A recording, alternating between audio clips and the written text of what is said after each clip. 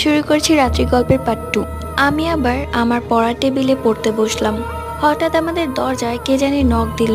অনেক রাত, দেন দেখতে গেলাম কেউ ছিল না। যখন দরজা আবার আটকিয়ে আসতে নিলাম, হঠাৎ আমার বিড়াল এক জায়গায় এক নজরে অনেকক্ষণ তাকিয়ে আছে। আমি বললাম, ব্লাকি কই তাকিয়ে আছো? তখন ওকে নিয়ে আমার রুমে আসলাম। আমার মেঝো বোন হঠাৎ আমার পিছে কি যেন দেখলো আর চিৎকার দিয়ে উঠলো।